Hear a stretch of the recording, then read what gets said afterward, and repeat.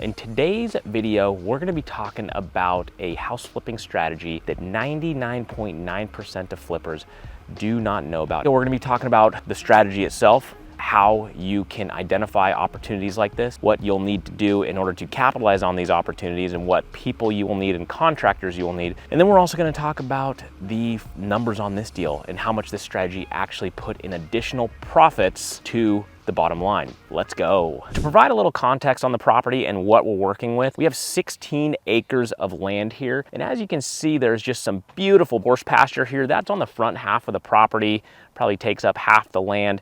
And we also have, horse barn, stalls, and we also have a indoor riding arena here. This property is ultimately gonna be most likely sold to a horse person or some sort of equine person. The back half of this property, as you can see, is dust, and you can tell it's been recently excavated and there's been some machines through here. Well, the reason being is no more than 4 weeks ago, this entire back half of the property was covered in fir trees. Not only did we want to get rid of the fir trees so we could expand the usable acreage of the land and create more horse pasture, but when harvesting those fir trees, that is where the additional profits that went straight to the bottom line of this deal took place. This back area you see here is roughly 6 acres. We had 6 acres of timber that got harvested. And when I was originally estimating the amount of profits we would make from the timber, originally I had a number in my head of $75,000. Already it was looking to be a really nice deal. And then when you add in the timber money on top of that, it becomes a really nice deal. We were actually pleasantly surprised. The final timber number, which we've already been able to put into our pocket, came to $102,000. Working on fixing up the house slightly, and there's gonna be profits on that side too. So all in all, this is gonna be an absolute wonderful deal. The next step is, hey, how do you identify one of these deals for yourself? First things first is understanding that anytime you're looking at any sort of a timber deal, it's always gonna have to be some sort of an acreage property. The more acreage, the better. At some point, you just have to have scale of acreage in order for it to make sense. Me personally, I don't really look into it unless it's like 5 acres or more. The first thing I do is do a satellite overview of the property, whether you're using Google Earth or anything where you can basically do an overview, satellite view of the property that shows the different lot lines so you can see clearly what trees are on your property. And then from there, it's understanding what you're looking for. There are coniferous trees and then there are deciduous trees. A deciduous tree is basically a leafy tree. A coniferous tree or conifer tree usually has pine needles. These trees behind me here are Douglas fir, and those fall in the coniferous or conifer category. And from my experience, any sort of leafy tree has next to no value, and they'll cost you money to actually remove off your property, versus a conifer and like a Doug fir or even the cedar tree has a large amount of value in them. You can harvest them and you can get paid a lot of money for those trees. I can kind of tell by doing an overlook on the satellite view what type of tree it is. I'm not an expert, but what I'm looking for is that's going to be one of these Doug fir trees versus something that looks like more bushy and more widespread. The next step from there for me is to do a site visit to determine how tall the trees actually are and just to confirm that they're even still there, because satellite imagery many times can be a couple years old. And last thing you want to do is buy a piece of property based off a satellite view without visiting the properties. These ones behind me here, these are right around there, up to 150 feet tall, I would say. Anytime you can go to a property and there's big, massive trees like that, when it comes to wood, the bigger the better.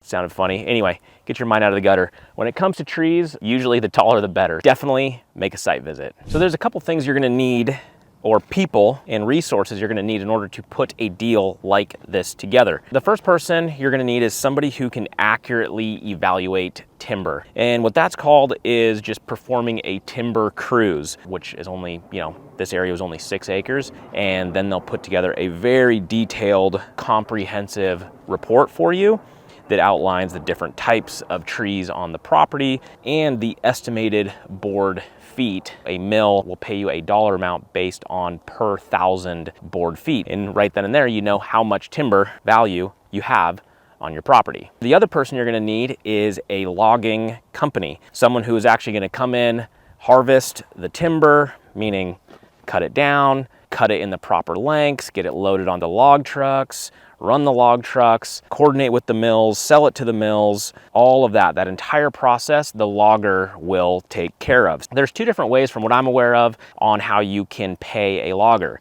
Like for example, this property, 6 acres, you could have somebody come in and just give you a number to harvest the trees for you, just on a flat fee basis. Or what I've always done and what I prefer to do is do it on a percentage split. The logger would get 50% and the owner keeps 50%. Usually it's around a 50-50 split from what I've seen. What I like about that is it actually incentivizes the logger to do the best job for you. So they're incentivized, they make more money if not only if they time the market properly, but they can shop around to different mills and try to get the absolute best price possible. So I like it for the sole purpose that they're incentivized to get the highest price possible. So that's the way I usually run it.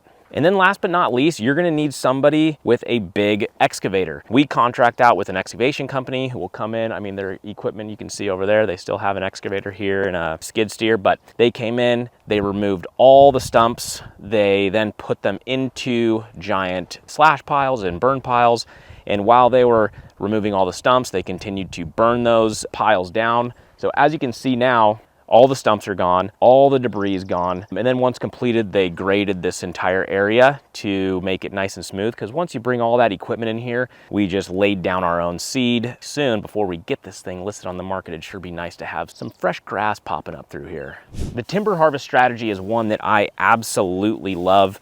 And I truly feel nobody else is doing it or even talking about it. Like I mentioned, we put an extra $102,000 to the bottom line of this deal just by knowing, well, that it exists and who to call and get a timber crews out here. We have connections with a logging company and an excavation company to be able to basically do the entire job. We had competition on this deal when we bought it, but we knew going in that we had a honey hole in the back with all that timber. So it gave us a competitive advantage. We're already money ahead on this deal.